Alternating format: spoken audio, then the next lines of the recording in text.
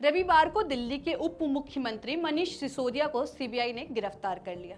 सिसोदिया की गिरफ्तारी दिल्ली की शराब नीति में कथित घोटाले के मामले में हुई है। सिसोदिया को 9 घंटे की पूछताछ के बाद गिरफ्तार किया गया। सीबीआई का आरोप है कि मनीष सिसोदिया ने शराब घोटाले में आपराधिक साजिश रची और उन्होंने सबूतों को मिटाने की भी कोशिश की। अब विपक्ष के नेताओं का मानना है कि सरकार विपक्ष से डर गई है, विपक्ष को डराया जा रहा है, सरकार घबरा गई है। ये तानाशाह सरकार आखिर विपक्ष से क्यों डर रही है? आज हम इसी मुद्दे पर बात करेंगे कि अब तक विपक्ष के किन किन नेताओं पर सीबीआई और ईडी ने शिकंजा कसा है। नमस्कार, मेरा नाम निकिता है और आप देख रहे हैं मॉलिटिक। आम आदमी पार्टी ने मनीष सिसोदिया की गिरफ्तारी को तानाशाही करार देते हुए लोकतंत्र के लिए काला दिन कहा।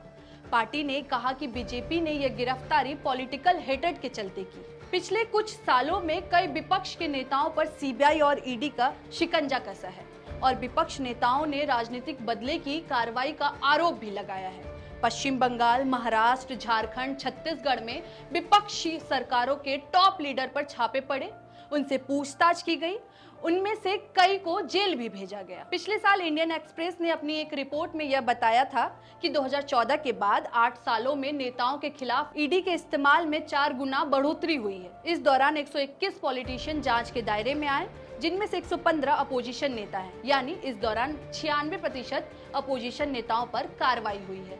अब यह जान लेते हैं कि कब और किस नेता पर ईडी और सीबीआई ने छापेमारी की है। महाराष्ट्र के पूर्व मुख्यमंत्री उद्धव ठाकरे के करीबी और शिवसेना के नेता संजय राउत को मुंबई में 1 अगस्त 2022 को ईडी ने गिरफ्तार किया था। ईडी ने उन पर मुंबई के गोरेगांव सिद्धार्थ नगर के एक चौल में 672 फ्लैटों के पूर्ण निर्माण मामले में जमीन के हेरफेर का आरोप लगाया था। करीब 3 महीने बाद उन्हें 10 नवंबर 2022 को कंडीशनल बेल दी गई। तब संजय राउत ने कहा कि महाराष्ट्र की महाविकास अघाड़ी सरकार न गिराने पर जांच एजेंसी ने उन्हें परेशान किया था। इससे पहले ईडी ने महाराष्ट्र के पूर्व गृह मंत्री और राष्ट्रवादी कांग्रेस पार्टी एनसीपी के वरिष्ठ नेता अनिल देशमुख को नवंबर 2021 में गिरफ्तार किया था। उन्हें prevention of money laundering act की धारा 19 के तहत गिरफ्तार किया गया था। उस समय वो महाराष्ट्र सरकार में गृह मंत्री थे। महाराष्ट्र सरकार के एक अन्य और राष्ट्रवादी कांग्रेस पार्टी के नेता नवाब मलिक को भी ईडी ने 24 फरवरी को गिरफ्तार कर जेल भेज दिया था। वहीं पिछले साल ही एकनाथ शिंदे 40 से अधिक विधायकों को लेकर शिवसेना से अलग हो गए और बीजेपी के साथ मिलकर सरकार बना ली।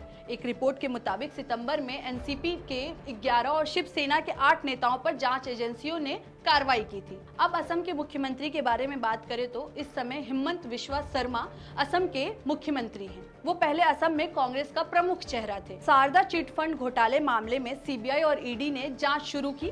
इस सिलसिले में उनके घर पर छापा भी मारा गया और पूछताछ भी हुई। बाद में वह बीजेपी में शामिल हो गए और पार्टी ने उन्हें असम का मुख्यमंत्री बना दिया।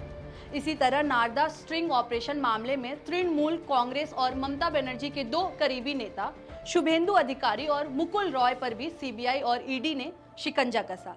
पश्चिम बंगाल में 2021 में विधानसभा चुनाव होने वाले थे। उससे पहले दोनों ही नेताओं ने बीजेपी ज्वाइन कर लिया। बाद में मुकुल रॉय टीएमसी में लौट आए। एक रिपोर्ट के अनुसार टीएमसी के 19 नेताओं पर सीबीआई और ईडी की कार्रवाई चल रही है। अब बिहार की राजनीति की बात करें तो नीतीश कुमार बीजेपी से अलग होकर आरजेडी के साथ सरकार बनाए। फिर आरजेडी पर भी ईडी की एंट्री हुई। पिछले साल अगस्त में बिहार में नीतीश सरकार के फ्लोर टेस्ट के बीच कथित नौकरी के बदले जमीन घोटाले में आरजेडी नेताओं के घर सीबीआई की छापेमारी हुई। सीबीआई ने जिन आरजेडी नेताओं के घर पर छापेमारी की, उनमें से लालू यादव के करीबी माने जाने वाले और एमएलसी सुनील सिंह के साथ कई अन्य नेता भी शामिल थे। बिहार के पूर्व मुख्यमंत्री और राजद के अध्यक्ष लालू प्रसाद यादव को पहले ही चारा घोटाला समेत कई मामलों में सजा हो चुकी है। आरजेडी के 5 नेता ईडी और सीबीआई की जांच के घेरे में हैं। झारखंड के मुख्यमंत्री हेमंत सोरेन पर बीजेपी नेता और पूर्व मुख्यमंत्री रघुवर दास ने फरवरी 2022 में आरोप लगाया था कि हेमंत सोरेन ने मुख्यमंत्री और खनन मंत्री रहते हुए अपने पद का कथित तौर पर दुरुपयोग किया है। राज्यपाल रमेश बैस ने इस शिकायत की प्रति चुनाव आयोग को भेजी और आयोग ने हेमंत सोरेन पर अपना फैसला एक लिफाफे में बंद कर राज्यपाल को भेजा था। जो अब तक सार्वजनिक नहीं हो सका है। ईडी ने हेमंत सोरेन को 3 नवंबर 2022 को पूछताछ के लिए समन भेजा था। इन सब के बीच एक समय तो झारखंड में अस्थिरता की नौबत भी आ गई थी। अब कांग्रेस नेताओं पर छापेमारी की बात करें तो रायपुर में कांग्रेस का 85वां अधिवेशन 24 से 26 फरवरी को था। इससे पहले छत्तीसगढ़ के कई कांग्रेसी नेताओं के यहां ईडी ने एंट्री ली। 20 फरवरी को छत्तीसगढ़ में कांग्रेस पार्टी के कोषाध्यक्ष रामगोपाल अग्रवाल, कांग्रेस विधायक देवेंद्र यादव और चंद्रदेव राय समेत आधा दर्जन कांग्रेस नेताओं के घर दफ्तर पर ईडी ने छापा मारा।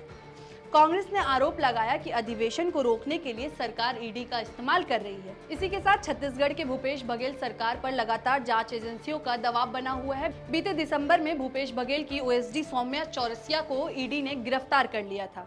वहीं जून 2022 में कांग्रेस अध्यक्ष सोनिया गांधी और राहुल गांधी को ईडी ने नेशनल हेराल्ड मामले में समन भेजकर पूछताछ के लिए बुलाया था। बीते सितंबर तक जांच एजेंसियों के घेरे में कांग्रेस के 24 नेता थे। जिस तरह से लगातार विपक्षी नेताओं के खिलाफ सीबीआई, ईडी समेत अलग अलग जांच एजेंसियां जांच कर रही हैं। पहले सत्येंद्र जैन की गिरफ्तारी और अब सिसोदिया की सिर्फ केजरीवाल ही नहीं, ममता, लालू, सोनिया गांधी समेत दर्जनों विपक्षी नेताओं, उनकी पार्टी के खिलाफ जमकर छापा मारा गया है, गिरफ्तारी हुई है। पूरे मामले को अगर देखा जाए तो साफ है, जहां जहां बीजेपी की सरकार नहीं है वहां चुनाव से पहले केंद्र इस तरह की कार्रवाई कर रही है। ऐसे में यही लगता है कि अब राजनीति में कोई नीति नहीं है।